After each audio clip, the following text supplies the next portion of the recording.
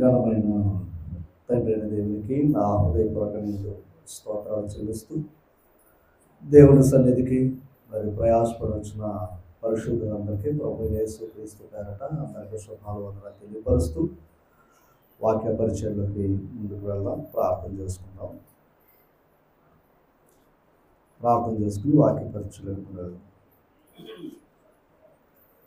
సకల ఆశీర్వాదాలకు కారణభూతుడైన మా ప్రియ పరలోక తండ్రి, మీ ఘనమైన అతి శ్రేష్టమైన నామానికి స్తోత్రాలు స్తుతులు చెల్లిస్తూ ఉన్నాం.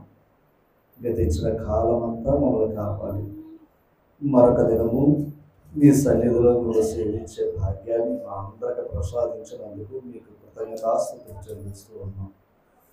నా తండ్రి, ఈ సమయంలో వాక్య పరిచయం ఉపయోగించుండగా మీ ఆత్మ సహకారాన్ని దయచేయండి. మా జీవితాన్ని మీకు ఇష్టలుగా ఉండే మాటలను నా తండ్రి మరి తెలియపరిచి మా జీవితాన్ని సరి చేసుకున్న మనసును మాకు దయచేయండి. ప్రయాసపడుతున్న సంఘాన్ని మరి దీవించండి.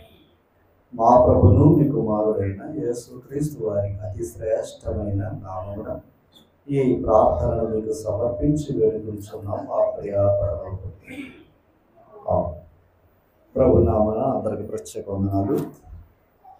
దేవుని యొక్క కృపలో మరి గత వారం అయితే హైదరాబాద్లో ఉండటం బట్టి నాన్న బట్టి మరి అక్కడ ప్రియులు సమాధానం గారి యొక్క వారి కుటుంబం ద్వారా ఇక్కడ జరిగిన ఆరాధనలో మరి పాలు పప్పులు పొందుకున్నాం.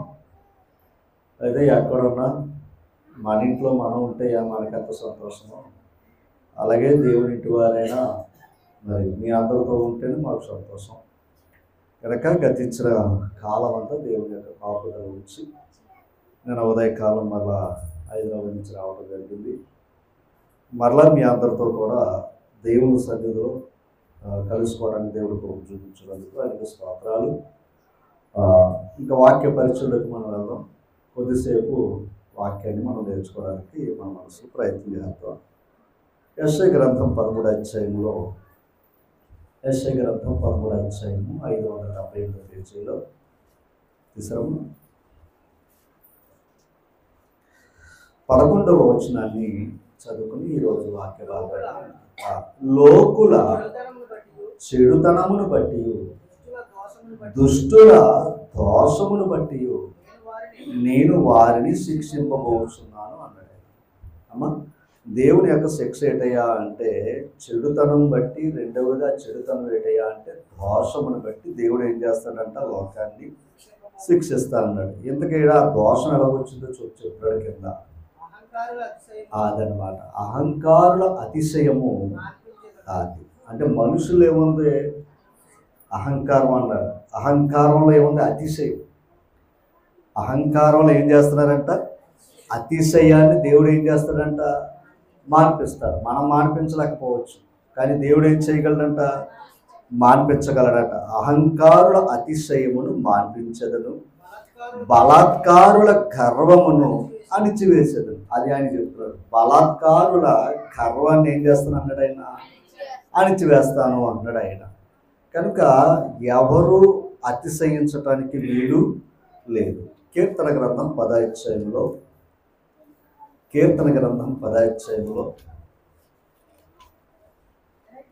3వ వచనాన్ని మనం చదువుతాం. దుష్టులు గర్వించి, చూడండి 2వ వచనం అయినా చదవచ్చు.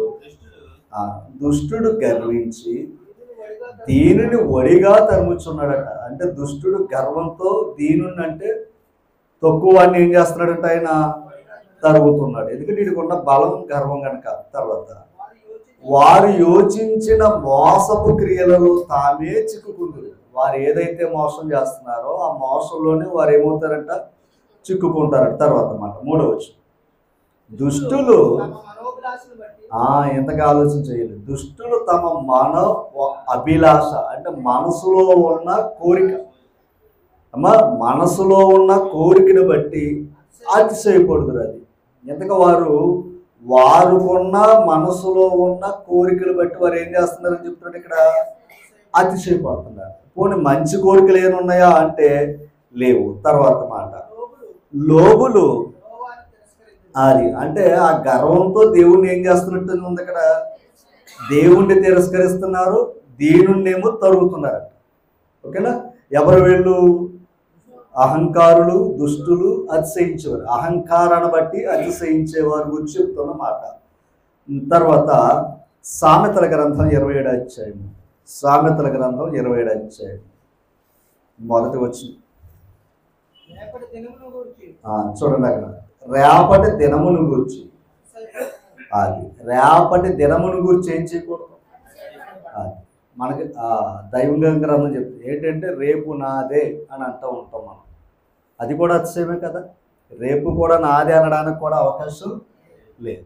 ఒకవేళ రేపు నాదే అన్నామంటే అది కూడా ఏంటని చెప్తున్నాడు అక్కడ, అతిశయం అని అంట. అమ్మ తర్వాత మాట చదవండి. ఏ దినమున ఏది సంభవించునో అది నీకు తెలియదు. ఏ రోజు ఏది వస్తుందో నీకు అది తెలియదు. ఓకేనా? నా అంతటి బలవంతుడు లేడు అనడానికి లేదు. ఓకేనా? నాకున్న దాంతో ఇంకెవడో సరిపోవడానికి లేదు. ఎందుకంటే రేపటి గురించి మనం అతిశయించటానికి కూడా లేదంట. రేపటి దినాన్ని గురించి కూడా అతిశయించటానికి కూడా లేదు అని చెప్తున్నాడు ఆయన. మరొక మాట యాకోబు పత్రికకు వెళ్తాం, దానికి ఇంకా క్లారిటీ ఇస్తాడు అక్కడ ఆ మాట. 4వ అధ్యాయం, యాకోబు పత్రిక 4వ అధ్యాయం 14వ వచనం. అది ఓకేనా? ఇందాకేమన్నాడు? రేపటిని గురించి అతిశయపడవద్దు అన్నాడు. ఇప్పుడు ఏం చెప్తున్నాడు ఇక్కడ సమాధానం? రేపటిని గూర్చి రేపేమి సంభవించునో, అది ఏం జరిగిద్దో ఎవరికి తెలీదు. కరోనా వస్తుందని అనుకోలేదు, మళ్ళీ వచ్చింది. అంగర్లోనే వచ్చింది, మళ్ళా కంగారు పడకండి. ఓకేనా? వచ్చిందా అంటే వచ్చింది. అంటే ఏం సంభవిస్తుందో తెలియదు అది అంటుంటా. ఇంక లేదు ఇక్కడతో నిర్మూలం అయిపోయిందని అనుకున్నాం, మళ్ళీ వస్తుంది.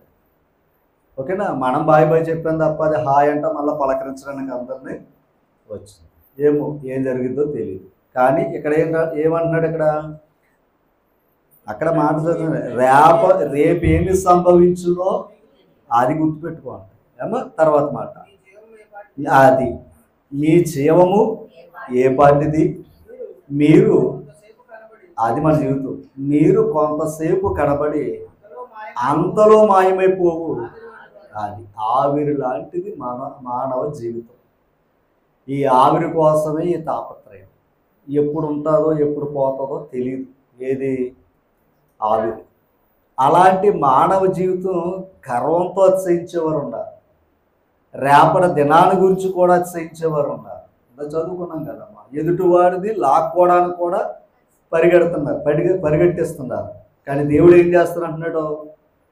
వీళ్ళని ఏం చేస్తానన్నాడో శిక్షిస్తానని చెప్తున్నాడు ఆయన. ఓకేనా? తర్వాత మాట చదువు. కనుక అది మన జీవితాల్లో ముఖ్యంగా చెప్పవలసింది ఏంటయ్యా అంటే, రేపటి దినం వద్దని కాదు. నేను మళ్ళా రేపో ఎల్లుండో హైదరాబాద్ వెళ్ళాలి, మరి రేపటి దినం గురించి అతిశయించొద్దు కదా అంటే, ఆ దినం గురించి ఎవరిని బట్టి అతిశయించాలి అంటే ప్రభువుని బట్టి అతిశయించాలి. మనల్ని బట్టి అతిశయించడానికి అవకాశం లేదు. అది చెప్తుంటాడు. అది చెప్తాడు ఏమని? రేపేమి సంభవించునో మనకు తెలియదు. తర్వాత 15 వచ్చాడు. కనుక ప్రభు చిత్తమైతే, అది అసలు మనం బ్రతుకుంటే కదా రేపేంటో చూడగలం. అందుకని ముందు ఎవరిని పెట్టుకోవాలి? మనం ప్రభువుని పెట్టుకోవాలి. మనం పెట్టుకోవాల్సిన మొదటి వ్యక్తి ఎవరయ్యా అంటే ప్రభువుని పెట్టుకుని ప్రభువుకి మాటిచ్చి ప్రభు చిత్తమైతే బ్రతికి ఉండి, అది ఆయన చిత్తమైతే బ్రతుకుతాం. ఆ తర్వాత ఇది అది చేస్తామని చెప్పుకోవాలంట. దేవా నీ చిత్తమైతే నేను బ్రతుకుంటే ఆ పని ఈ పని చెయ్యాలన్న ఉద్దేశాన్ని దేవుడికి చెప్పాలంట. అంతేగాని రేపటి దినం గురించి అతిశయించడానికి అవకాశం లేదు. తర్వాత మాట, అది చూడండి. ఇప్పుడైతే మీరు మీ డంబముల యందు, అది ఓకేనా? ఎందుకు ఆ డంబం ఎలాగొస్తుంది? ఆ డంబం ఎక్కడిదే? లోకందే. నేత్రాశ, శరీరాశ, జీవపడంబం, ఇవన్నీ ఎక్కడి నుంచి వచ్చినాయి? అపవాది నుంచి వచ్చినాయి. అంటే రేపటి దినం గురించి గమనించాలి. రేపటి దినం గురించి అతిశయించేవాడు ఎవరి గురించి చెప్తున్నట్టే ఉంది అక్కడ. అపవాది యొక్క ఆలోచన అంట. అందుకే రేపు ఏమి సంభవించునో మనకి తెలియదు. అమ్మ ఇప్పుడైతే మీరు మీ డంబములు యందు అతిశయపడుతున్నారు. అంటే రేపు వెళ్ళి ఏదో చేసేద్దామనే ఆలోచనలు మనలో ఉన్నాయి. అదేం చెప్తున్నాడు? రేపటి దినం గురించి అతిశయపడేవారు ఏమని చెప్పాడు ఇక్కడ? డంబం అంట. డంబం గొప్పతనం. నేను రేపు అది చేస్తాను ఇది చేస్తాను అంటున్నాం కదా. ఎవరిని పక్కనెట్టి? ప్రభుని పక్కనెట్టి. ఇలా ప్రభుని పక్క చేసేదంతా కూడా డంబం. ఇప్పుడు ఆయన ఏమన్నాడు చూడండి తర్వాత, అది ఎట్టి అతిశయము చెడ్డదే. ఎలా అతిశయించుకుంటే ఏంటంటే మంచిదేవి కాదు. అది ఆ అతిశయం ఎలాంటిది? చెడ్డదన్నమాట. ఆ చెడ్డ అతిశయం వల్ల మనకు నష్టం కలిగితే తప్ప మేలు మాత్రం కలగదు అని ఆయన చెప్తూ ఉన్నాడు. మరికొన్ని మాటలు చూద్దాం.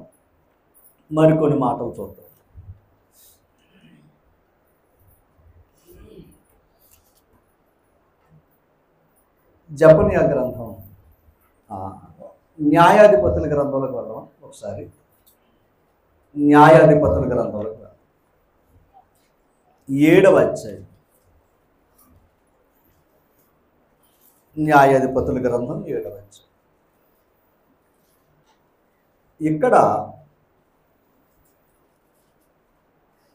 7వ అధ్యాయం మొదటి వచనం.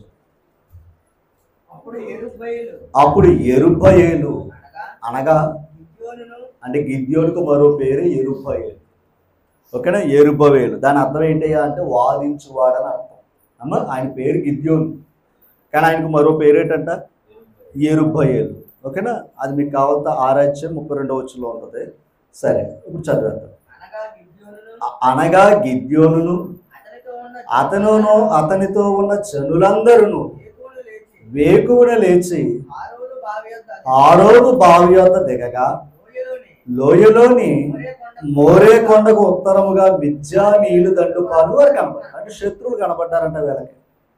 ఎవరికే? గిద్యోనికి తనతో ఉన్న ప్రజలకి శత్రువులైన మిద్యోను దండు పాలు అంటే సైన్యం వచ్చి కనపడ్డదంట. ఇప్పుడు ఏం చేస్తున్నారు చూద్దాం. 2వ వచనం.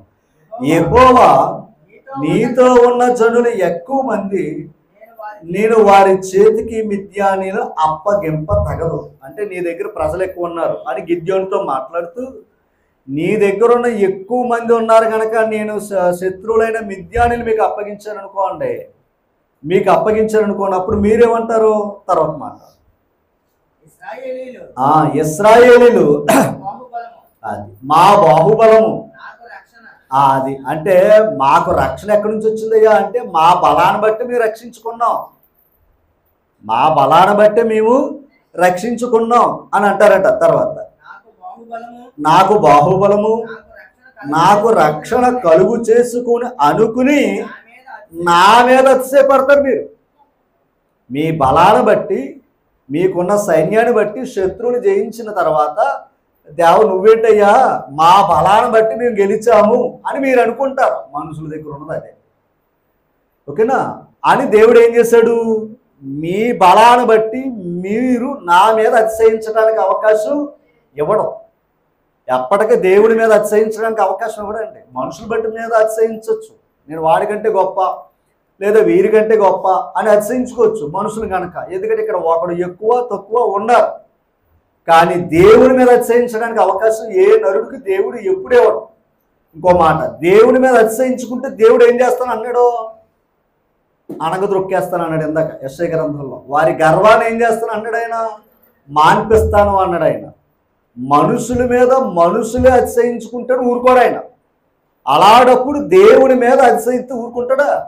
ఊరుకోడు. ఇప్పుడు ఏం చెప్తున్నాడు ఆయన? 3వ వచనం. కాబట్టి నీవు ఎవడు భయపడి వణుకుచున్నాడో వాడు త్వరపడి గిలాదు కొండకు విడిచి తిరిగి వెళ్ళనని జనులు వినున్నట్లుగా ప్రకటించు. నీ సైన్యంలో భయపడేవారు కూడా ఉన్నారు. అయితే వారిని ఏంటి అలా భయపడేవారిని ఎవరింటికి వాళ్ళు వెళ్ళిపోవాలని ప్రకటించు అన్నాడు. ఎందుకంటే యుద్ధంలో వెళ్ళినప్పుడు ఏ ఉండకూడదు? భయం ఉండకూడదు. ఎందుకంటే వీడు భయపడ్డాడంటే ఇంకొకరిని వెనకాల భయపెట్టింతాడు. మీరు ఎప్పుడైనా సరే చూసుకోండి. సహజం. హాస్పిటల్లో ఉంటాం, ఇతనికి పెద్ద సమస్య ఉండదు, కానీ ఆతల ఆయనకి కేకలు హెత్తా ఉంటాడు. పక్క పేషెంట్ కేకలు హెత్తా ఉంటాడు. ఆ కేకలకి ఈయన బాగానే ఉన్నాడు. ఆ భయం చూసి ఏమవుతాడు? ఈయన ఈయన బాగానే ఉన్నాడు, ఈయన బెంగెట్టుకుంటాడు అనమాట, ఈయన బీపీ పెరిగిపోతుంది. అందుకే ఎదుటిన్నవాడు ఎలా ఉండాలి? ధైర్యంగా ఉండాలి. అప్పుడు ఇతనేమవుతాడు? ధైర్యం తెచ్చుకుంటాడు అదనమాట. ఓకేనా? ఇది జరిగేది. ఇప్పుడు యుద్ధంలో అందరూ ఉన్నారో, ఒక పిరికివాడు ఉన్నాడు అనుకోండి, అందరిని ఏం చేయగలడు? భయపెట్టేస్తాడు. అది అంటాడు. అందుకని అలా పిరికివారు అందరినీ ఎవడింటికంటే పంపారా బాబు అన్నాడు ఆయన. అలాగే దేవుని పనిలో మనం కూడా పిరికితనం ఉందనుకోండి, పరలోకం వెళ్దాం. ఎందుకంటే పరలోకంలో వెళ్ళని లిస్టులో ఎవరున్నారో అదే. అందుకే ఎందుకు అంటే మనకు పిరికితనం ఆత్మని ఇవ్వలేదు ఆయన. దేవుడు మనకిచ్చిన ఆత్మ పిరికితనందే కాదు. అవునా కదా? కనుక మనకు కూడా ఏముండకూడదు అది. ఓకేనా? తర్వాత అప్పుడు జనులలో నుండి ఎంతమంది వెళ్ళిపోయారంట? అంటే ఆ సైన్యంలోంచి 22,000 మంది వెళ్ళిపోయారంటే 22,000 మంది ఎవరైనా అర్థం అమ్మా? ఎవరైనా అర్థం? పిరికి వారని అర్థం. ఆ తర్వాత మళ్ళా అక్కడ ఉన్న వారిని మళ్ళీ ఏం చేశాడో తెలుసా? పరీక్షించాడట, నీళ్లు త్రాగమని. ఇలా నీళ్లు త్రాగమని లెక్కలు కడితే అక్కడ ఒక విషయాన్ని మీకు చూపిస్తాను చూడండి. అక్కడే 6 వచ్చింది. అంటే నీళ్లు త్రాగమంటే కొంతమంది గతికి తాగారు, కొంతమంది నీళ్ళు ఏం చేశారంట? దోసులు తీసుకుని తాగారంట. అమ్మ తర్వాత గతికిన వారి లెక్క 300 మంది. మిగిలిన జనులందరూ నీళ్లు త్రాగుటకు మోకాలు కృంగారంట. మోకాలు ఉంచుకుని ఏం చేశారంటే నీళ్ళు తాగారంట. వీళ్ళు ఏం చేశారయ్యా అంటే నీళ్ళనే తీసుకుని త్రాగారట. అర్థమైందా మీకు ఏదన్నా? ఇలా 300 మంది, అంతేనా అయ్యా? ఇప్పుడు ఇందాక పిరికివారు ఎంతమంది వెళ్ళిపోయారు? ఎందుకు వెళ్ళిపోమన్నాడు? మీరు యుద్ధం చెయ్యాలంటే మీ బాహుబలమే గొప్పదనుకుని నా మీద మీరు అతిశయిస్తారేమో, అందుకని మీలో పిరికివారు కొంతమంది పోండి అన్నాడు. మళ్ళీ అక్కడ ఉన్న సైన్యంలో మళ్ళీ ఎంతమందిని నిలబెట్టాడు ఆయన? కేవలం 300 మందితో ఆ మిద్యానీయుల మీద దేవుడు యుద్ధాన్ని ఇశ్రాయేలు వారికి గెలిపించాడట. అంటే ఇప్పుడు గెలిపించింది ఎవరు? దేవుడు. ఇంతకి వేళ బాహుబలం బట్టి అతిశయించడానికి అవకాశం ఉందా? ఎవరిని బట్టి అతిశయించాలి? ఇప్పుడు మా దేవుడు మాకు విజయాన్ని ఇచ్చాడని దేవుని బట్టి అతిశయించాలి. అంతేగాని మా బలం ఉంది కదా అని దేవుణ్ణి అతిశయించడానికి అవకాశం లేదు. మాట అర్థమైందా? మనం దేవుని బట్టి అతిశయించాలి తప్ప మన అతిశయం దేవుణ్ణి తక్కువ చేయకూడదు. ఓకేనా? రేపటి దినం గురించి ఆలోచిస్తే దాని అర్థం ఏంటి? దేవుని మీద నువ్వు అతిశయించుకున్నావని అర్థం, దేవుని మీద అతిశయించుకున్నావని అర్థం అమ్మా. ఓకేనా? అదే. ఎందుకంటే రేపు ఏదవ్వాలని ఏమన్నాడో, ప్రభు చిత్తం అయితే అప్పుడు ఎత్తాడు ఆయన. ఆయన చిత్తం కాకపోతే అది అర్థం చేసుకోండి దయించి. ఇక్కడ వారి బాహుబలమును బట్టి మాకు రక్షణ వచ్చిందని అనుకుంటారేమో, నా మీద మీరు అతిశయిస్తారేమో అని ఏం చేశాడు ఆయన? ఏం చేశాడు? ఆ తక్కువ మంది చేత దేవుడి విజయాన్ని ఇచ్చాడు. ఇంతకు అక్కడ ఆ విజయాన్ని ఇవ్వడానికి కారకుడు ఎవరు? దేవుడు. ఓకే. ఇప్పుడు జపన్య గ్రంథం 2వ అధ్యాయం. జపన్య గ్రంథం 2వ అధ్యాయం 8వ వచనం తీసారమ్మా త్వరగా. 8వ వచనం 773 పేజ్. 700 చూడండి. మోయాబు వారు చేసిన నిందయు అమ్మోను వారు పలికిన దూషణ మాటలు నాకు వినబడ్డాయి. ఎవరికై? దేవునికి. ఎవరిలో? ఇశ్రాయేలు వారికి శత్రువులు. వీళ్ళు ఇశ్రాయేలు వారి మీద వేసిన మాటలు నిందలు దేవుడు విన్నాడట. తర్వాత వారు నా జనుల సరిహద్దులలో ప్రవేశించి అతిశయపడి, అంటే ఇశ్రాయేలు వారి మీద వారు ఏం చేశారంట? అతిశయపడి వారిని ఏం చేశారంట? దూషించారు. ఎవరి ప్రజలు? దేవుని ప్రజల మీద అతిశయించి వారిని ఏం చేశారంట? దూషించారట. గమనించాలి, అతిశయించబడ్డారంట వీళ్ళు. ఆ తర్వాత మాట అమ్మ చూడండి. నా జీవము తోడు దేవుడు అంటాడు చూడండి, నా జీవము తోడు మోయాబు దేశము సొదొమ గొమొర పట్టణము వలెను అమ్మోను దేశము గోమోర పట్టణము వలె అగును అంటాడు. దాని అర్థం ఏంటి? ఆ దేశాన్ని ఏం చేస్తాను అన్నాడు ఆయన? నాశనం చేస్తాను అంటాడు. ఎవరో తన ప్రజల్ని ఎవరైతే దూషించి అతిశయిస్తున్నారో లేదా అతిశయించి దూషిస్తున్నారో వారిని దేవుడు ఏం చేస్తాను అన్నాడు? వారిని నాశనం చేస్తున్నాడు. అలాగే దేవుడు ఆ పట్టణాలు కూడా ఏం చేశాడు ఆయన? అది అందుకే ఇందాక చదువుకున్నాం. అందుకే ఆయన అతిశయం ఖచ్చితంగా ఏం చేస్తాడు? మాన్పిస్తాడు. ఓకేనండి. ఆయన అలాగే ఇశ్రాయేలు వారు కూడా అతిశయించిన సందర్భాలు కూడా ఉన్నాయి. దేవుని విడిచిపెట్టి ఎందుకంటే ధర్మశాస్త్రాన్ని బట్టి కూడా ఏం చేశారు వాళ్ళు? అతిశయించారు. రెండవది సున్నతిని బట్టి కూడా ఏం చేశారు వాళ్ళు? అతిశయించారు. ఇలా అతిశయించి దేవుని యొక్క మాటలకు లోబడకుండా, ఓకేనా, వారి ఇష్టానుసారంగా వారు లోబడటం కూడా చేసుకున్నారు. మళ్ళీ దేవుడు వారికి ఏం చేశాడు? వారి గర్వాన్ని కూడా ఆయన అణిచాడు. ఇశ్రాయేలు వారి యొక్క గర్వాన్ని కూడా ఆయన అణిచాడు. అయితే మరికొన్ని విషయాలు మనం ఆలోచించాలి. అక్కడే హబక్కు గ్రంథం ఉంది. అక్కడే హబక్కు గ్రంథం ఉంది. పక్కనే ఈ పక్క ప్రేజ్ 2వ అధ్యాయము 2వ అధ్యాయం తీసారా? చూడండమ్మా, అక్కడ 4వ వచనం చదవండి. 771 పేజ్. వారు యథార్థ పరులు కాక తమలో తాము ఏం చేసుకుంటున్నారట? అంటే వాళ్ళు ఎలాంటి వారు కాదని చెప్పేసాడు ఆయన. యథార్థ పౌరులు కాక తమలో తాము ఏం చేస్తున్నారు? అతిశయపడుతున్నారట. తమలో తాము అండర్లైన్ చేసుకోండి. తమలో తాము. ఇందాక వాళ్ళందరూ అతిశయపడింది అదే అమ్మ. తర్వాత మాట, అయితే ఆ నీతిమంతుడు విశ్వాస మూలముగా బ్రతుకును. అదనమాట. నీతిమంతులు ఎలా బ్రతుకుతారు? విశ్వాస మూలంగా బ్రతుకుతారట. తర్వాత మాట, మరియు ద్రాక్షారసము. అది దీని గురించి పాఠంలోకి వెళ్ళక్కర్లా. ఓకేనా. ద్రాక్షారసం ఏంటంట? మోసకరం. అది ఏం చేస్తుందంట? మోసం చేస్తుంది. ఓకేనా. తీయక్కర్లా. బెల్షాజర్ ఏం చేశాడు చెప్పాలి? ఆ ద్రాక్షారసం త్రాగుతున్నప్పుడు ఏమనుకున్నాడు? దేవునికి సంబంధించిన పాత్రలు త్రాగండి బాబు, అందులో వేసి తాగుతానండి. అంటే గర్వం ఎక్కడికి వెళ్ళిపోయింది? అంటే ఇప్పుడు ద్రాక్షారసం ఏంటి? నేను మోసం చేసింది అమ్మ. ద్రాక్షారసం నిన్ను మోసం చేసింది. నేను నిజం చెప్తున్నాను. అక్కడికి వెళ్ళావంటే నువ్వు మోసపోయాడు నాకు. సర్వలోకాన్ని మోసం చేసేది ఎవరు? అపవాది. అపవాది నిన్ను అక్కడ తీసుకెళ్ళింది. అపవాది నిన్ను అక్కడికే తీసుకెళ్ళింది. వాడిని అర్థం చేసుకోండి. అక్కడికి వెళ్ళాక పలికే మాటలు ఏంటండి? అక్కడికి వెళ్ళాక పలికే మాటలు గర్వ మాటలు. అయ్యో అంతే కదా. అక్కడికి వెళ్ళాక వచ్చేది ఏ మాటలు వస్తాయి? అది వెళ్ళినప్పుడే అసలైన మాటలు వస్తాయి. అర్థం చేసుకోండి. అందుకే అది ఏమన్నాడు ఆయన? మోసకరం అన్నాడు. అందుకే దానియేలు గ్రంథంలో బెల్షాజర్ ఏం చేశాడయ్యా అంటే అది పోసుకుని గర్వంతో మాట్లాడాడు. దేవుడు ఏమన్నాడు? కోరే నువ్వు గర్వంతో మాట్లాడావు కనుక నీ చీటి తీసేస్తానని అన్నాడా లేదా?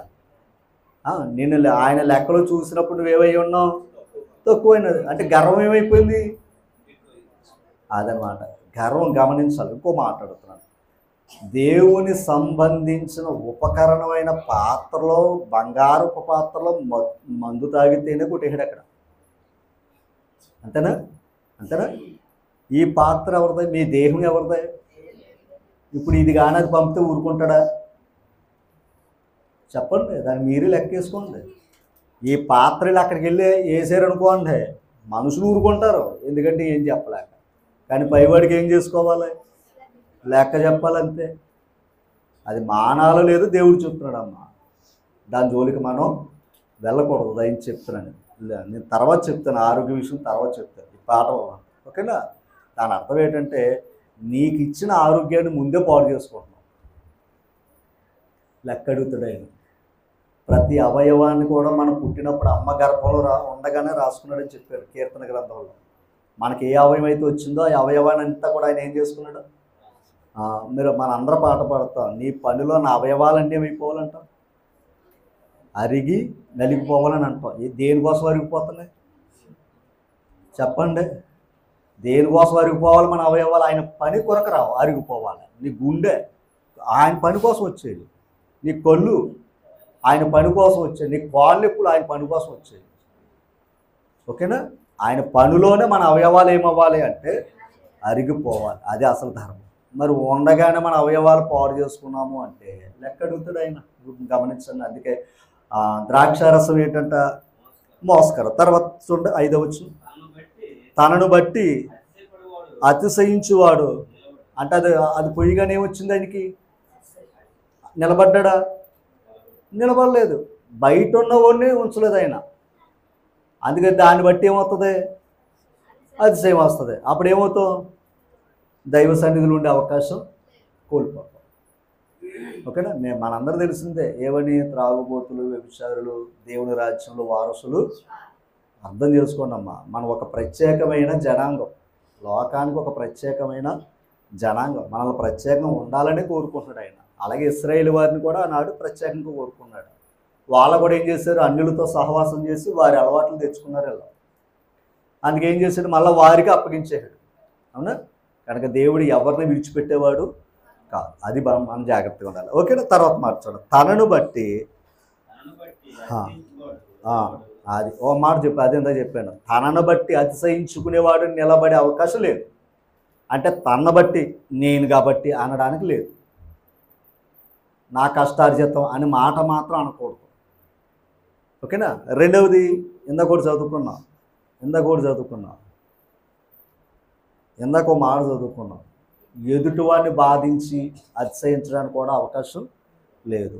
మనం ఎంత గొప్ప స్థితిలోకి ఎదిగినా దేవుడి మీద అతిశయించడానికి కూడా మనకు అవకాశం, మనుషుల మీద అతిశయించడానికి కూడా అవకాశం. అది మన జీవితం. అలాగే ఇంకా తనను బట్టి తాను నాది అనడానికి కూడా అవకాశం ఇస్తలేదంట. ఎవరో?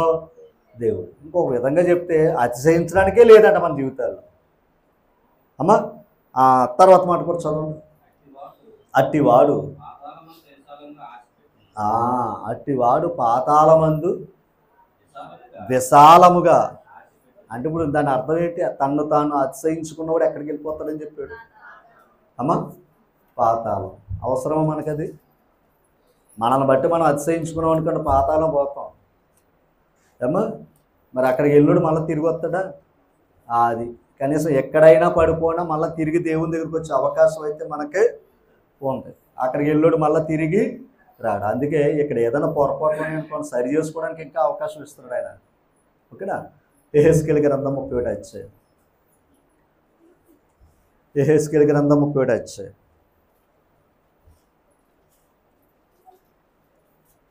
రెండవ వచనం, నరపుత్రుడా నీవు ఐగుప్తు రాజైన ఫరోతోను అతని సమూహముతోను ఇట్లను గనుడవైన నీవు. అంటే ఇప్పుడు ఎవరి గురించి మాట్లాడుతున్నాడు? ఐగుప్తు దేశం గురించి మాట్లాడుతున్నాడు. అవునా? ఐగుప్తు దేశం గురించి మాట్లాడుతున్నాడు ఆయన. ఓకేనా? మాట్లాడని చెప్తున్నాడు. మాట్లాడి 10వ వచనం చదవండి ఒకసారి అక్కడ. కావున ప్రభువైన యెహోవా ఈ మాట సెలవించుచున్నాడు, అది నీ ఎత్తును బట్టి నీవు. అంటే నిజంగా అతిశయం దేని బట్టి వస్తుంది? ఎత్తు. మరి ఇశ్రాయేలు ప్రజలు మొదటి రోజు కావాలంటే ఎవరిని చూశారు?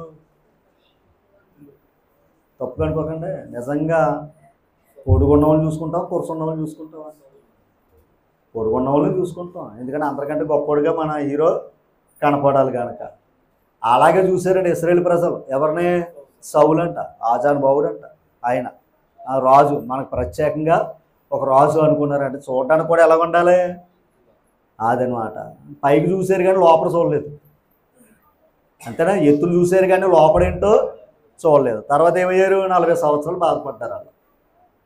అలాగే మనం గమనించాలి కొంచెం. తప్పు అనుకో. అందం ఉన్న అతిశయం ఉంటుంది, ఎత్తు ఉన్న అతిశయం ఉంటుంది, ధనం ఉన్న అతిశయం ఉంటుంది, బలం ఉన్న అతిశయం ఉంటుంది, అన్నీ ఉన్న అతిశయం ఉంటుంది.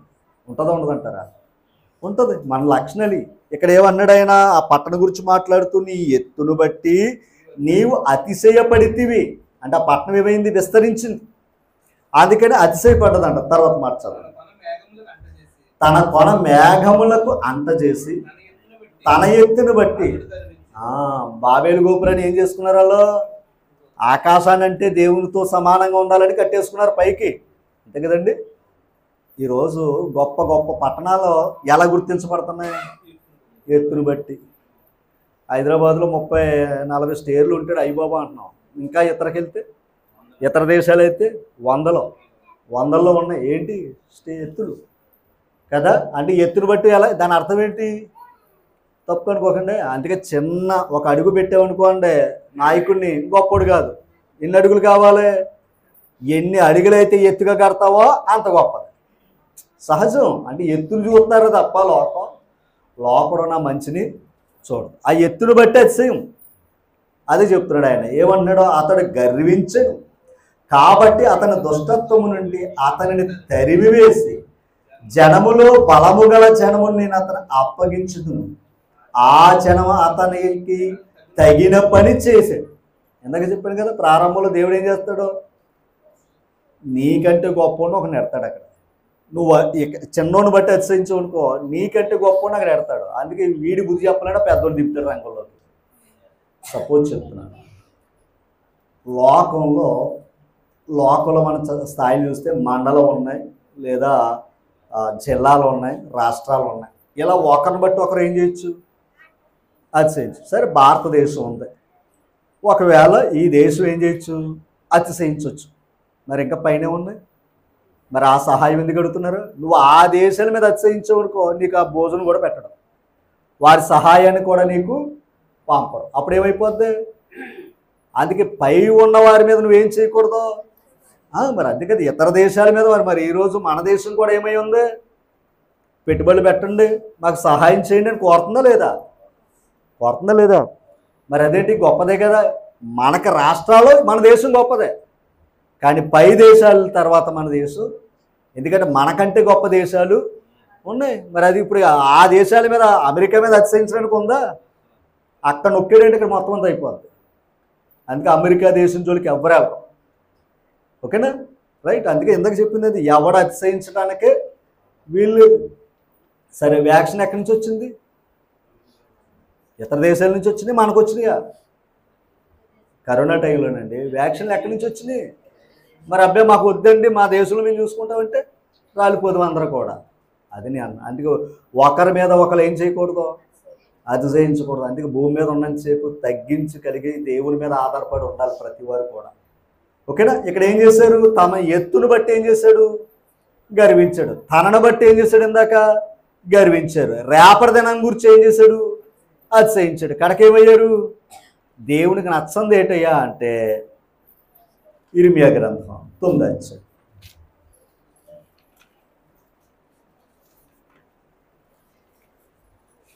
అధ్యాయం.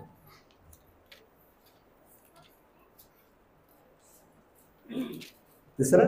23వ వచ్చింది.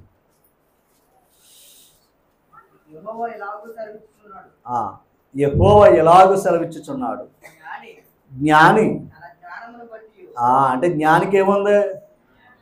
తన జ్ఞానమును బట్టి, సూర్యుడు తన శౌర్యమును బట్టి. అంటే జ్ఞానం ఉన్నా శౌర్యం ఉన్నా ఏముంటుందని? బలం ఉంటుంది. అతిశయం వచ్చేస్తుంది. అందుకే చదువుకున్నవాడు ఉన్నాడు, చదువులేనివాడు ఎక్కువ. అదే కదండి. చదువుకున్నవాడు చదువు లేనివాడిని చూసి ఎలా ఉంటాడు? తక్కువగా చూస్తాడు. అలాగే బలవంతుడు బలహీనుని చూసి ఏం చేస్తాడు? తక్కువగా చూస్తాడు. ఇప్పుడు దేవుడు ఏమన్నాడు? జ్ఞాని తన జ్ఞానాన్ని బట్టి అతిశయించకూడదు, సూర్యుడు తన శౌర్యమును బట్టి అతిశయించకూడదు. వద్దన్న వచ్చే గుణాలి. అందుకే చదువుకున్న వాళ్ళు పట్టుకోలేము సహజంగా. అమ్మా, చదువుకుంటే ఏది గొప్పది? సంస్కారం గొప్పది. అదే సంస్కారం అంటే లోబడటం.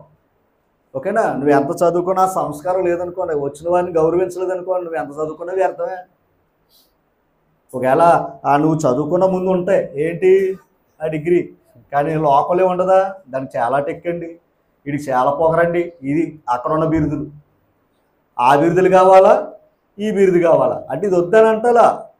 నువ్వు లోబడితే ఇంకా గొప్ప దీవెనలు మనుషులు ఇస్తారు. మనం మనుషుల దయ కూడా కావాలి. ఓకేనా? వాళ్ళు తిట్టుకున్నారనుకోండి, ఎంత ఉంటే సుఖం. కనుక జ్ఞాని తన జ్ఞానమును బట్టి, సూర్యుడు తన శౌర్యమును బట్టి అతిశయించడానికి వీలు లేదు. అలాగే ఇంకొకడు ఐశ్వర్యవంతుడు తన ఐశ్వర్యను బట్టి అతిశయించడానికి కూడా లేదు. డబ్బు ఉంది కదా అతిశయించడం లేదు. ఓకేనా? డబ్బు ఉంది కదా అని ఏం చేయడానికి లేదు, అతిశయించడానికి లేదు. తర్వాత మార్చాలి, అతిశయించువాడు. అది నువ్వు అతిశయించు, నిజమే. ఎవరిని బట్టి అతిశయించాలో చెప్పాడు. దేన్ని బట్టి అతిశయించవలను? భూమి మీద కృప చూపుచు నీతి న్యాయములు జరిగించుచున్న యెహోవాను నేనే అని గ్రహించి, అండర్లైన్ చేయండి, గ్రహించి. అంటే అందరికి తెలియలేదు అది. జ్ఞానం ఉంటే ఏదో అనుకుంటున్నారు, బలం ఉంటే, శౌర్యం ఉంటే ఏదో అనుకుంటున్నారు, ధనం ఉంటే ఏదో అనుకుంటున్నారు. ఒక మాట, కొందరు గుర్రమును బట్టి అతిశయిందురు అన్నారు. అవునా? యెషయా గ్రంథంలో కట్ట, కీర్తనలు అంట. కొందరు దేని బట్టి అతిశయిస్తారు? గుర్రాల బట్టి, రథాల బట్టి అతిశయించేవారు ఉన్నారు అని అంటారు. అంటే గుర్రాలు రథాలు దేని చూపిస్తున్నాయి? శౌర్యం, బలాన్ని చూపిస్తున్నాయి. ఓకేనా? అలాగే తూరు పట్టణం, అది వ్యాపారానికి ఎంతో గొప్పది. తూరు పట్టణం అది వ్యాపారం అంటే దేనికి సంబంధించింది? ఐశ్వర్యానికి సంబంధించింది. ఆ పట్టణం పడిపోయింది, తూరు పట్టణం కూడా పడిపోయింది. ఓకే, ఎందుకంటే జ్ఞానం, జ్ఞానంలో ఎవరు గొప్పవారు? ఆ మహానుభావుడే పడిపోయాడు. అర్థమైందండి? ఆ మహానుభావుడే, అంతటి జ్ఞానవంతుడు ఏమైపోయాడు? పడిపోయాడు. చెప్పాడు, పడిపోయాడు రా బాబు, ఇది అంతా వ్యర్థం ఇవన్నీ అనుభవించాలి, ఏమీ కాదని. అందుకే జ్ఞానాన్ని బట్టి అతిశయించాడు, పడిపోయాడు. బలాన్ని బట్టి అతిశయించాడు, పడిపోయారు. ధనాన్ని బట్టి ఐశ్వర్యించారు, పడిపోయారు. ఇప్పుడు ఎవరిని బట్టి అతిశయించాలని చెప్పాడు ఆయన? ఆ దేవుణ్ణి గ్రహించి అతను బట్టి, ఆ దేవుని బట్టి అతిశయించాలంటున్నారు. అంటే ఇప్పుడు మన అతిశయం ఏంటి అంటే, ఆ దేవుణ్ణి మనం కలిగి ఉన్నామా లేదా? ఆ దేవుని బట్టి మనం ఆయన బట్టి ఏం చేయాలి? అతిశయించు. ఎందుకంటే వాళ్ళందరికంటే గొప్పడినా, జ్ఞానము కంటే, ఐశ్వర్యము కంటే, శౌర్యము కంటే, లోకంలో ఉన్న గొప్పవారందరికంటే గొప్పవాడినా. ఎవరో? అది ఇప్పుడు నీకు గొప్పతనం ఉందనే కదా నువ్వు అతిశయించు అమ్మా. కనుక ఆ గొప్పతనం ఇచ్చేవాడినా, ఈయన నీతో ఉన్నాడా లేడా, ఈతను బట్టి నువ్వేం చేయాలి? అతిశయించు అంటున్నాడు. ఇతను బట్టి అతిశయం మనకి. ఓకేమా? దేవుని బట్టే అతిశయం. అందుకే మరలా అనుకోవద్దు, నాకు ఆ ఎమ్మెల్యే గారు తెలుసండి, నేను తప్పు అంటాను, ఆ ఎంపీ గారు తెలుసండి. మంచిదే, పరిచయం ఉంటే తెలుసు. కానీ నీకు ఆయన దేవుడు తెలుసా తెలీదా? దేవుడు తెలుసా తెలీదా? ముందు ఆయన కావాలి. ఆయనకి నువ్వు ఆయనకి ఇష్టం అయ్యనుకో, శత్రువుని కూడా మిత్రులు చేస్తాడు ఆయన. అర్థమైంది మీకు? దేవునికి మన ప్రవర్తన ఇష్టమైంది అనుకోండి, శత్రువు కూడా ఏమైపోతాడు? నాకు ఆయన తెలుసా, ఈయన తెలుసా, రైటే, నువ్వు దేవుని తెలాలి.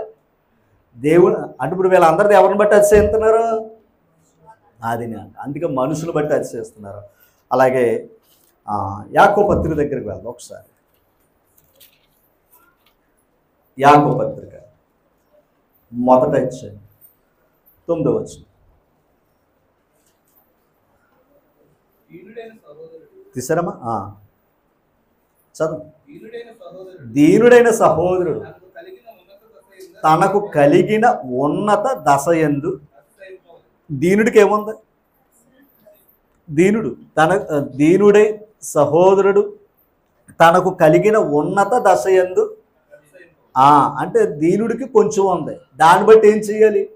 అతిశయించాలి. తర్వాత ధనవంతుడైన సహోదరుడు తనకు కలిగిన దీన దశయందు, అంటే ఇప్పుడు దీని అర్థం ఏంటి? దీనుడికేమో ఉన్నత దశ ఇచ్చాడట, ధనవంతుడికేమో దీన దశ ఇచ్చాడట. అంతేనా? దేని బట్టి అతిశయించాలి? అది ఓకేనా? ఆ దేవుడిచ్చిన దశ అంటే ఉన్నవాడికి ఇవ్వచ్చు, లేని వాడి దగ్గర లేదు. కానీ రెండాట్ల మధ్య ఏముంది? అతిశయం ఉంది. అంతే తప్ప లేదు కదా అని మనం బాధపడవలసిన పని లేదు. ఎందుకంటే తర్వాత చెప్పాడు, ఇయాలి అనగా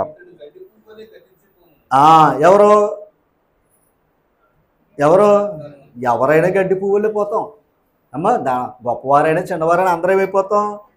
తర్వాత మాట, సూర్యుడు ఉదయించి వడగాలి కొట్టి గడ్డిని మార్చివేయగా దాని స్వరూప సౌందర్యమును నశించును. అలాగే అంతే, ఎవరి ప్రయత్నాలు వాళ్ళు ఏమైపోతాం? చివరికే అందుకని ఉన్నదాన్ని బట్టి గర్వించకూడదు, ఇచ్చిన వాడిని బట్టి అతిశయించాలి. లేదా ఉన్న దశలోని కూడా ఏం చేయాలి, దాన్ని బట్టి ప్రభుని అతిశయించాలి. అంటే దాని అర్థం ఏంటంటే ఉన్నత దశలోనూ లేదా ఉన్నతమైన జీవితాన్ని మనం కలిగి ఉండాలి తప్ప గర్వం అనేది మనలోనికి రాకూడదు అని ఆయన చెప్తూ ఉన్నాడు. కొరింథీ పత్రిక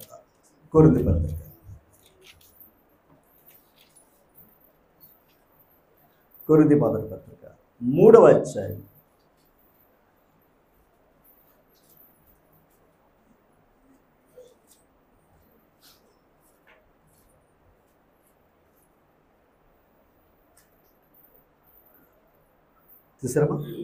3:21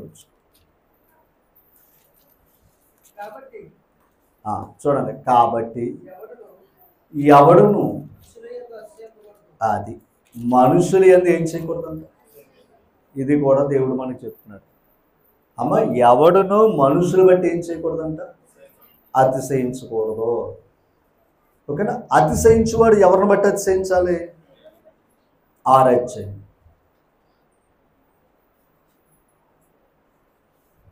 అమ్మ ఒకసారి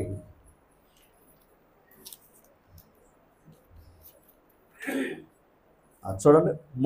2 కొరింథీ పత్రిక 10వ అధ్యాయం.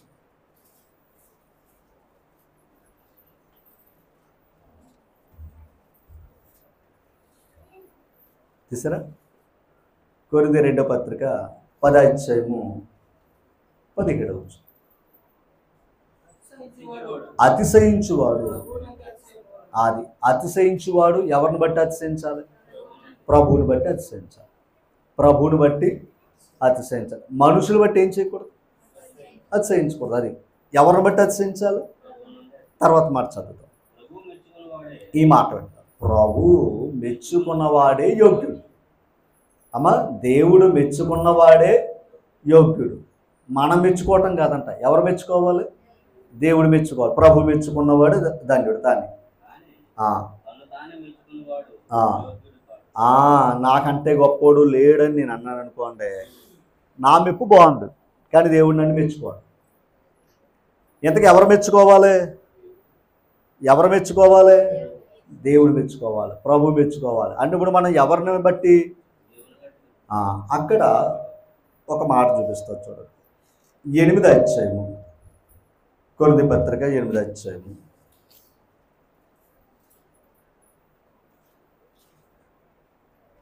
24వ వచనం. 8:20 అక్కడే. కాబట్టి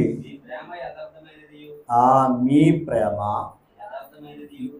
సంఘంలో ఉన్న ప్రేమ ఎలాగ ఉండాలంట? ఎందుకని? దేవుడు యథార్థంగా ఆరాధించాలన్నాడు కనుక మన జీవితాల్లో కూడా ఏమై ఉండాలి?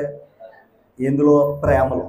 అంతే కదండి. అంటే మన ప్రేమ కూడా యథార్థంగా ఉండాలి. తర్వాత కాబట్టి మీ ప్రేమ యథార్థమైనది, మీ విషయమైన మా అతిశయం. ఇక్కడ అర్థం చేసుకోవాలి. అంటే కొరింథీలో ఉన్న సంఘాన్ని బట్టి పౌలు గారు మాట్లాడుతూ అంటాడు, మీ విషయంలో మా అతిశయము. అంటే వీళ్ళు కొరింథీ సంఘాన్ని బట్టి ఏం చేస్తున్నారు? వీళ్ళు అతిశయపడుతున్నారు. అది ఓకేనా? కొరింథీలో ఉన్న సంఘాన్ని బట్టి వీళ్ళు ఏం చేస్తున్నారు అంటే, మా అతిశయము వ్యర్థము కాదని ఎరిగి వారికి సంఘం ఎదుట కనపరచుడి. 9వ అధ్యాయం 1వ వచనం. పరిశుద్ధుల కొరకే ఈ పరిచర్యను గూర్చి మీ పేరు వ్రాయుటకు తర్వాత మీ మనసు సిద్ధమై ఉన్నదని నేను ఎరుగుదును. అందువలన సంవత్సరం నుండి అకయ సిద్ధపడి ఉన్నదని చెప్పి నేను మిమ్మల్ని గూర్చి అండర్లైన్, కొరింథీలో ఉన్న సంఘాన్ని గూర్చి మాసిదోనియా వారి ఎదుట అతిశయపడుతున్నాం. ఇది గొప్ప పాయింట్, అండర్లైన్ చేసుకునే. ఒక సంఘం మరో సంఘం దగ్గర ఏమవ్వాలంట? అతిశయం రావాలి. ఇప్పుడు పౌలు గారు ఏం చెప్తున్నాడు? కొరింథీలో ఉన్న సంఘం గురించి మాసిదోనియాలో ఉన్న సంఘం ఎదుట ఏం చేస్తున్నారంటే అతిశయపడుతున్నారట. ఓకేనా? అతిశయపడుతున్నారు. ఎందుకు అతిశయపడుతున్నారు అక్కడ? చదవండి.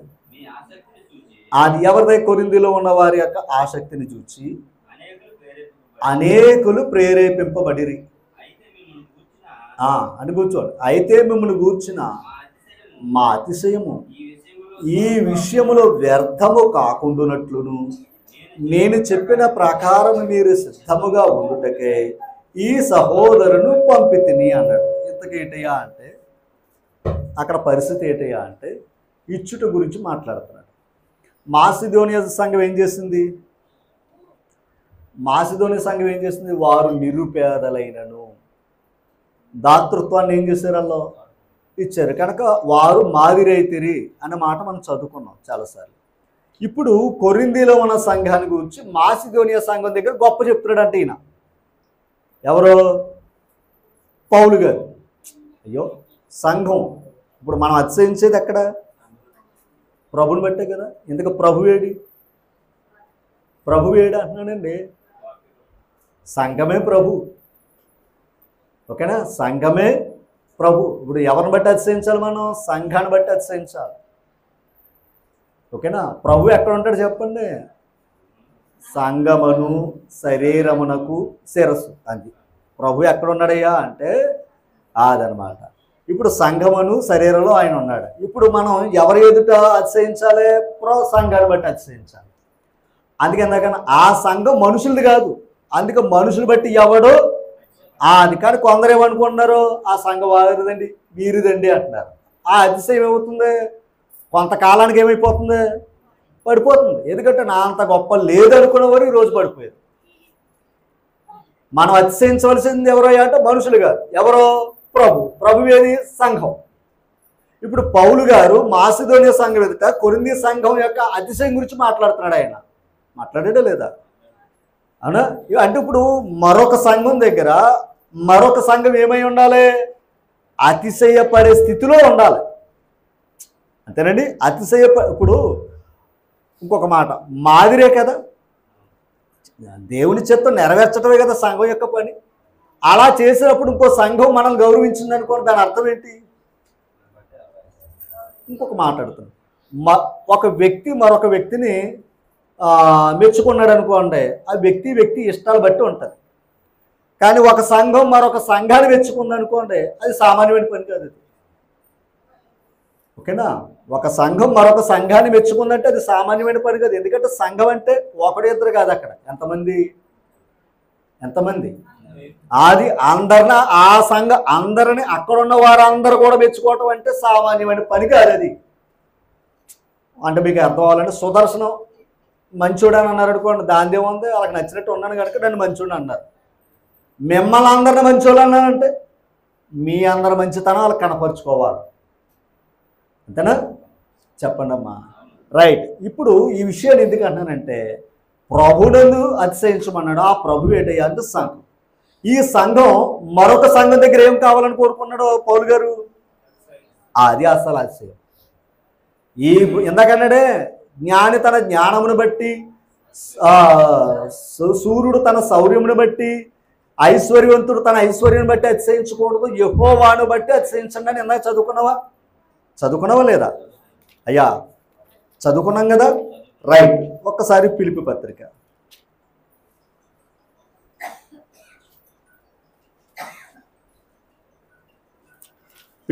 తీసారా?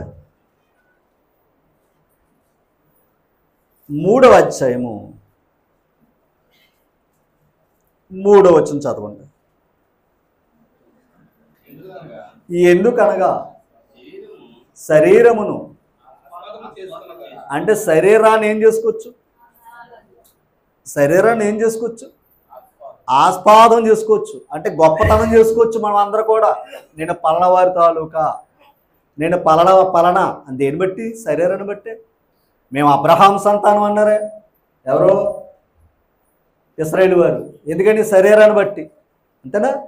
తర్వాత ఎందుకనగా శరీరమును ఆస్పాదము చేసుకొనక అది దేవుని యొక్క ఆత్మ వలన ఆరాధించుచు క్రీస్తు యేసునందు అది ఎవరి యందు అతిశయపడుతున్నావు?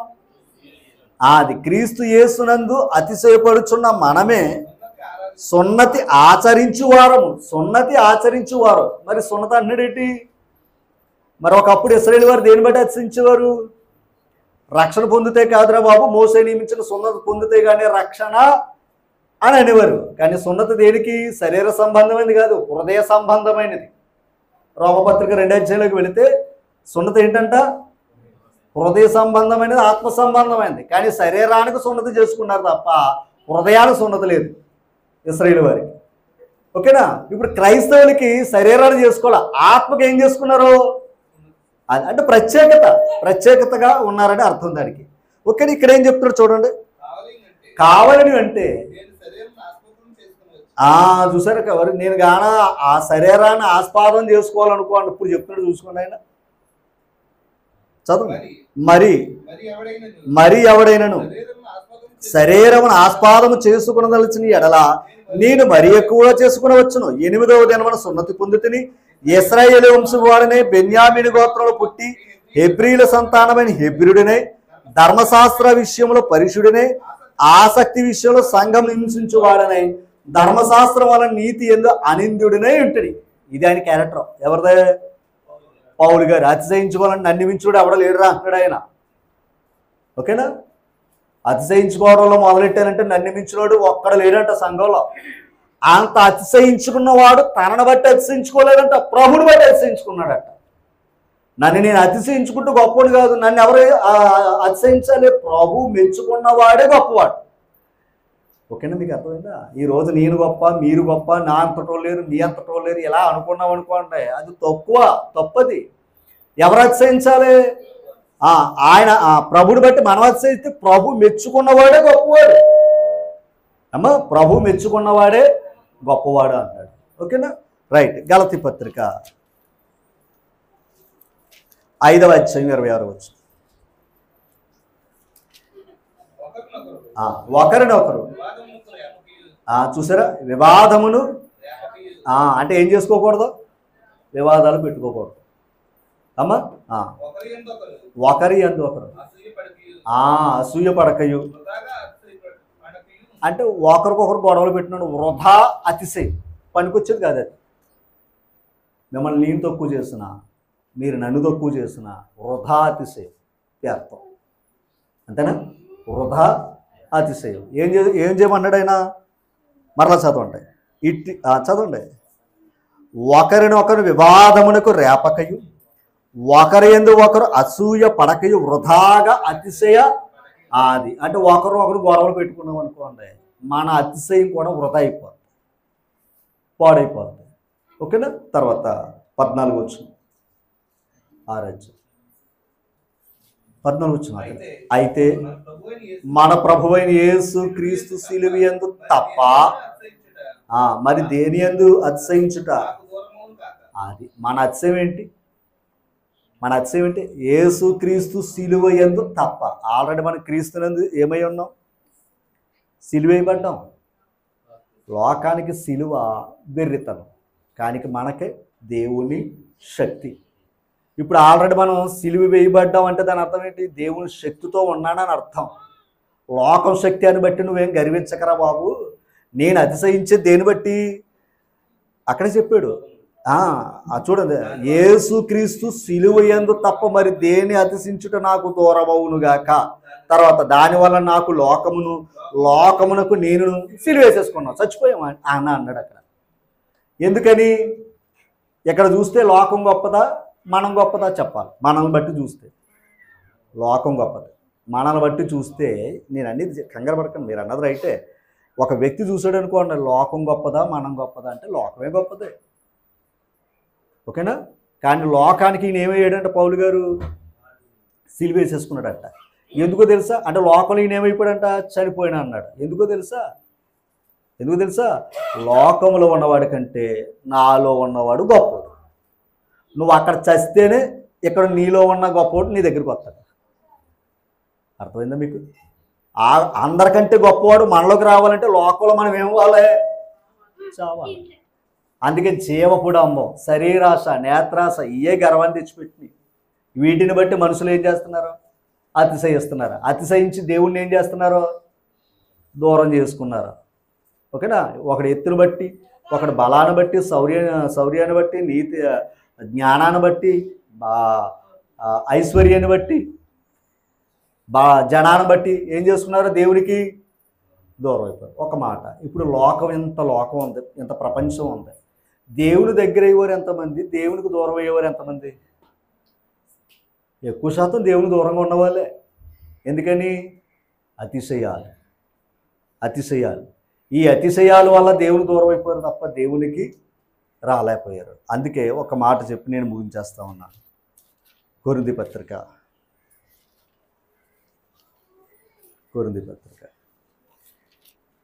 12వ అధ్యాయం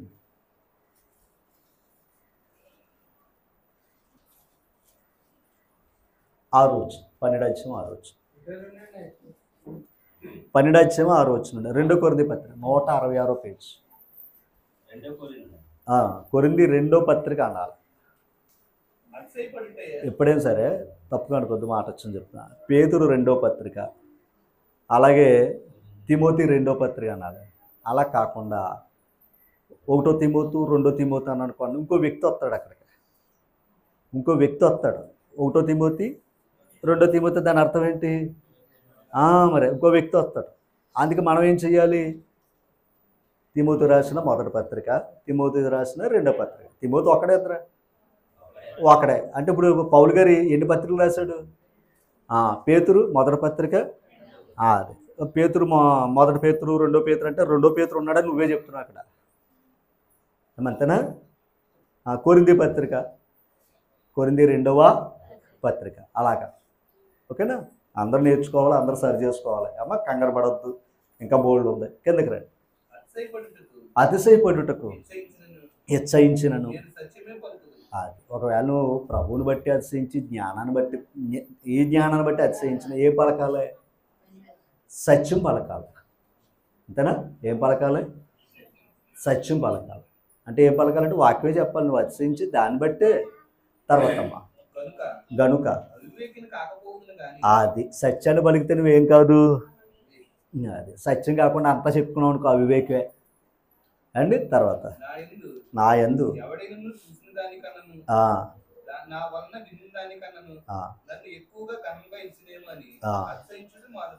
ఓకే. తర్వాత అన్నిసార్లు చెప్పుకున్నావు అనుకోండి, ఇంకొకటి అపార్థం చేసుకుంటాడు కనుక అతిశయించుకోవడం కూడా ఏం చేసుకున్నాను నేను. అందుకే పౌలు గారు 10 సార్లు నేను బెన్యామిన్ గోత్రికుని, యోధావాడిని, ధర్మశాస్త్ర పండిత్ 10 సార్లు చెప్పుకోలేదు ఆయన. ఓకేనా? తర్వాత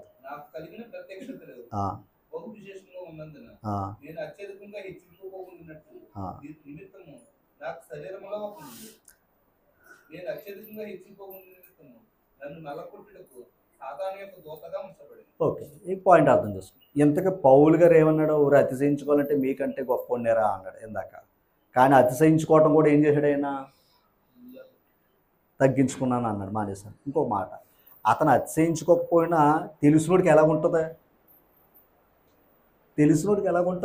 జ్ఞానం తెలిసినోడికి ఎలాగుంటుంది? మరి అంతే కదండి. ఇప్పుడు దేవుడు ఏం చేశాడయ్యా అంటే, నేను తెలుసుకున్న దాన్ని బట్టి అతిశయిస్తానేమో, హెచ్చించబడతానేమో అని దేవుడే నాకు ఏం పెట్టాడో తెలుసా? ముళ్ళెట్టాడు రా అన్నాడు ఆయన. ఒక ముళ్ళెట్టాడంట ఆయన. ఏమని? అది ఎందుకంటే పడిపోతాం. మన జీవితాల్లో కూడా ఒక ముళ్ళు ఉంటుంది, ఒక లోటు ఉంటుంది, ఉండాలి కూడా, లేకపోతే వచ్చేస్తా తేడా. నాకు బలం ఉందనుకోండి, ఇంకోలా మాట్లాడతాను. బలం తగ్గింది అనుకోండి, ఇంకోలా మాట్లాడతాను. మధ్యన తప్పుగా అనుకోవద్దు. మన కుటుంబ వ్యవస్థలో ఉన్న పరిస్థితి చెప్తాను, తప్పు అనుకోవద్దు. అర్థం చేసుకోండి సుమా. నిజంగా అంటే మా విధానం చెప్తున్నాను. మా అమ్మగారికి బాగా బలం ఉంది అనుకుందిగా చెప్పు. ఆవిడ బలవంతగా చూపించి మా శ్రీదేవిని బాధ పెడుతుంది అనుకోండి, ఎలాగుంటుంది? ఆవిడ వంగీటయ్యానికి ఇప్పుడు తప్పుకుంటుంది. ఎందుకంటే ముందేం చూపించారు, మరి తర్వాత ఏం లెక్క వస్తుంది కదా. ఇప్పుడు ఆవిడికి బలం ఉన్నా కూడా ఏమై ఉండాలి? అదే అంటట. మన అతిశయించడం లేదు. నా బిడ్డ అంటే కష్టకాలంలో ఏమవుతారు? వాళ్ళు ఆదుకుంటారు తల్లి. పాయింట్ అర్థం చేసుకోవాలి. ఒకవేళ అత్తగారు బలహీనురాలై ఉన్నారు, కోళ్ళగారు బలవంతులుగా ఉన్నారు. ఇప్పుడు ఈవిని బట్టి ఈవిడ అతిశయించింది అనుకోండి, కొంతకాలానికి మళ్ళీ ఈ పోస్టులోకి వస్తుంది. ఈవిడ ఏ పోస్టులోకి రాదంటారా? కాలచక్రం. ఈ ఈ పోస్ట్ కాడికి వచ్చినప్పుడు మనకంటే ఎక్కువ బాధపడతాం. మనం కనీసం వాళ్ళు ఒక 60-70 సంవత్సరాలు బలంగా ఉన్నారు, మనం 40 సంవత్సరాలకే అమ్మా తెచ్చిపెట్టి అంటాం. అది మన పరిస్థితి. అందుకని జాగ్రత్తగా నేను ఎందుకు చెప్తున్నానంటే, అతిశయించటానికి మన ఇంట్లో కూడా ఎవరి మీద అతిశయించడానికి లేదు అమ్మా. మరలా చెప్తున్నాను, పిల్లల్ని ప్రేమతో పెంచండి తప్ప కోపంతో పెంచకండి అన్నాడు కదా. నేనన్న మాట కాదు, దేవుడేమన్నాడు? ప్రేమతో పెంచండి. దేవుడితో పెంచకూడదు. ఆ కోపాలు రేపొద్దున పెంచుకుంటారు. ప్రేమతో పెంచుకుంటే ఆ ప్రేమని కాపాడుతారు. అంతా అదే మనకు తెలియాలి. అదే చెప్తుంటే అతిశయించడానికి అవకాశం లేదు. ఎందుకు ఎవరో నా దగ్గర ఉంది అని ఈ కౌరులు చెప్పకూడదు అమ్మా.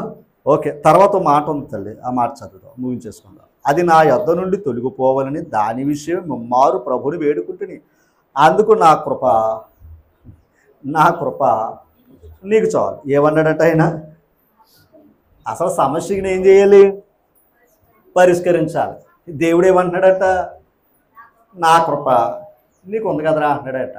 నా కృప నీకు ఉంది కదా అంటున్నాడట. తర్వాత మాట, ఈ మాట చూడ, బలహీనత యందు అర్థమైందంటే, బలహీనత యందు నా శక్తి పరిపూర్ణమగుచున్నదని ఆయన నాతో చెప్పిన తర్వాత ఈ పాయింట్.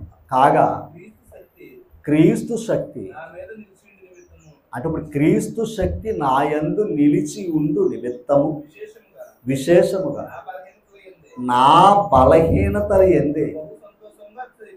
అది ఎవరికైనా అంటాడా? బలహీనతల్లో బహు సంతోషంగా అతిశయమేంటి అమ్మా? బలహీనతలో బహు సంతోషం ఏంటి? అతిశయం ఏంటి? బలహీనతలో బాధపడి అతిశయం ఏంటండి బాబు? సంతోషంగా. ఓకేనా? నేను ఒక్క మాట చెప్తున్నా, ముగించేసుకున్నాను. ముగించండి, అయిపోయింది. ఒక విషయం చెప్పి నేను ముగిస్తున్నాను. అసలు ఈ భూమి మీద మన బ్రతుకు ఆవిరి. గుర్తుపెట్టుకోండి ఫస్ట్. అన్నావా? ఆవిరికి ఎంతకాలం దేవుడు ఆయుష్నిచ్చాడు. మనం చూసింది చాలా తక్కువ. నిజం చెప్తున్నా, మనం చూసింది చాలా తక్కువ, మనం విన్నది చాలా తక్కువ. నేను నాకున్న అనుభవాన్ని బట్టి, నేను చూసిన దాన్ని బట్టి మీతో మాట్లాడతాను. ఓకేనా? నా వాక్యాన్ని బట్టి నాన్నగారి పరిస్థితి చూసినప్పుడు నిజంగా అది ఎలా ఉందటయ్యా అంటే ఎంతో ఎక్కువ అని అనుకున్నాను నిజంగా. తీరా హైదరాబాద్ వెళ్ళే టయానికి చాలా తక్కువ అక్కడ మా నాన్న, చాలా తక్కువ. ఎవరో మా నాన్న. మీకు చెప్తున్నాను అంటే కొంతమంది వింటారు కనుక చెప్తున్నాను. ఇందాక చెప్పాను, ఆరోగ్యాన్ని జాగ్రత్తగా కాపాడుకోండి. మా నాన్న ఏ బలహీనత లేదు కాబట్టి ఈరోజు మేమేం చేస్తున్నాం? ఏ రూపాయి పాడు చేయలేదు కనుక మేము ఉన్నాం నాన్న అని భరోసా ఇచ్చాం. పాడు చేస్తే కాకినాడ హాస్పిటల్లో పెట్టి వదిలేదు. నేను అదే అంటున్నాను. నేను అవునా కదంటారా? ఇప్పుడు పాడు చేస్తే మనుషులకు ఏమనిపిస్తుంది? అందుకే ప్రేమలు రావు. అందుకని ఏం చేసావు? నువ్వు ఎలా ఉన్నానా మేము చూసుకుంటావా అన్న. ఈ మాట ఏంటంటే ఆరోగ్యమే అసలు భాగ్యం. చెప్తున్నాను, నేను మళ్ళీ చెప్తున్నాను. ఆరోగ్యం లేకపోతే ఇక్కడ కూర్చునే అవకాశం లేదు మనకు. దేవుడు నాకేమి ఇచ్చాడు, మీకు ఏమి ఇచ్చాడంటే, ఏం చేశాడని అంటే ఒక మాట మీకు చెప్తున్నాను, గుర్తుపెట్టుకోండి. వ్యాధి ఎలా వస్తుందో తెలియదు, కానీ వ్యాధి మన నిర్లక్ష్యం బట్టి వస్తుంది. ఓకేనా? వ్యాధి మన నిర్లక్ష్యం బట్టి వస్తుంది, అందులో సందేహం లేదు. దేవుడు ఎవరికైనా కావాలని రోగం పుట్టించడు, మన నిర్లక్ష్యత ఫస్ట్ గుర్తుపెట్టుకోండి. నేను నిజంగా ఆలోచించింది ఏంటయ్యా అంటే, దేవుడు అసలు శనివారానికి ఎందుకంత ప్రాముఖ్యత ఇచ్చాడు అంటే ఇప్పుడు అర్థమైంది నాకు. ఆయనకేంటి, ఇంట్లో ఉండి నమస్కారం చేసుకుని 2 మాటలు బైబిల్ చదివేసుకుంటే చాలదా అన్న భావం మనలో ఉంటుంది. ఎందుకు రెస్ట్ ఇమ్మన్నాడు తెలుసా? రెస్ట్ లేం కనుక ఈరోజు అక్కడ కష్టపడుతున్నారు. అక్కడ వాస్తవం ఇది. మీరు ఎలా తీసుకుంటారో నాకు తెలియదు. మీరు విస్తారంగా వెళ్ళిపోదాం, రేత్రి పగలు చేసేద్దాం అనుకుంటారో అది మీ ఇష్టం, మీ అవసరం లేదు నాకు తెలియదు. కానీ రెస్ట్ లేకపోవటం వల్ల మీ శరీరం దెబ్బతింటుంది. నువ్వు రూపాయి సంపాదిస్తే 5 రూపాయలు ఖర్చు పెట్టాలి అక్కడ. ఇది వాస్తవం. మహాదేవుడు ఏంటో మాట్లాడితే శనివారం విశ్రాంతి దినం, విశ్రాంతి అన్నాడండి. విశ్రాంతి అంటే దాని అర్థం ఏంటి? సెలవు దినం. నీకు సెలవు ఇచ్చాడు ఆయన సెలవు ఇచ్చాడు. నువ్వు రెస్ట్ తీసుకోరా బాబు, 6 రోజులు పని చేసుకుని. ఎందుకు తెలుసా? నీ ఆరోగ్యాన్ని కూడా భద్రత. ఏం తినాలో చెప్పాడు, ఏం తినకూడదో చెప్పాడు, ఎలా ఉండాలో చెప్పాడు, ఎలా ఉండకూడదో చెప్పాడు. ఏమి పట్టినెళ్ళమండి చివరి చెప్తున్నాను. ఓకేనా? రెస్ట్ మొదటిది. రెండో విషయం చెప్తున్నాను. ఆయన కృప ఉండాలి. ఇందాకేమన్నాడు? నా ముళ్ళున్నప్పుడు ఆయన ఏమన్నాడు? నా కృప. ఇప్పుడు చెప్తున్నాను, ఆయన కృప మా నాన్నకు ఉందో లేదో చెప్తున్నాను. మా నాన్నగారికి కలిగిన బలహీనత, అదే వ్యాధి కలిగిన ఒక వ్యక్తి హాస్పిటల్లో ఉన్నాడు మాకంటే ముందెళ్ళాడు. ఆ వ్యాధి తెలుసుకోవడానికి ఒక 20 హాస్పిటల్ తిరిగాడంటే విజయవాడ. ఆయన 5 లక్షలు ఖర్చు పెడితే అర్థమైందట ఆ వ్యాధి ఇది అని. మరలా అక్కడికే పంపారంట. ఎవరిని? ఆ వ్యాధి కలిగిన. ఎంత ఖర్చు పెట్టాడు ఆయన? మేము 20,000 ఖర్చు పెట్టాం జిఎస్ఎల్లో. డైరెక్ట్గా పంపేశారు. కృప లేదా మీకు? అది చెప్పడానికే. ఓకేనా? కృప ఉందా లేదా? లేకపోతే మొత్తం రాజమండ్రి, కాకినాడ హాస్పిటల్ అని ఇలా తిరుగుతూ హైదరాబాద్ ఎవడెళ్తాడరా అని దేవుడు ముందు భయపడ్డాం. దేవుడు అక్కడ మార్గాలని తెరిచాడు. అలాగే సీఎం రిలీఫ్ పట్టుకుంటే అక్కడ 5 లక్షలు వచ్చినాయి, మాకు 6 లక్షలు వచ్చినాయి. ఓకేనా? ఇంచుమించు ఇంకొక 2-3 లక్షలు అవుతుంది. అది కూడా చెప్తున్నాను. మరి 6 లక్షలు లేకపోతే, ఆ 6 లక్షలు లేకపోతే ఇంకా చెప్పమంటారా? ఆ ముందెళ్ళి ఆయనకి 56 ఇంజక్షన్లు పెట్టారు. మా నాన్నగారికి 39 ఇంజక్షన్లు పెట్టారు. అదేంటి బాబు అంటే, ఆయన బరువు ఎక్కువ ఉన్నాడు, ఇంజక్షన్లు ఎక్కువ పెట్టారు. ఈయన బరువు తక్కువ ఉన్నాడు, ఇంజక్షన్ తక్కువ పెట్టాడు. కోసి అనుకుంటున్నారా? ఒక్కో ఇంజక్షన్ 16,800. ఇంటికి వెళ్ళి క్యాల్కులేషన్ కొట్టుకోండి. 6,55,000 అయినాయి ఇంజక్షన్లకి అక్కడ. ఇంకా మందులు, డాక్టర్ ఫీజులు, టెస్టులు ఏం కాక. అయినా దేవుడు మాకేమున్నాడని చెప్తున్నాడు మీకు? కృప. ఓకేనా? కృప.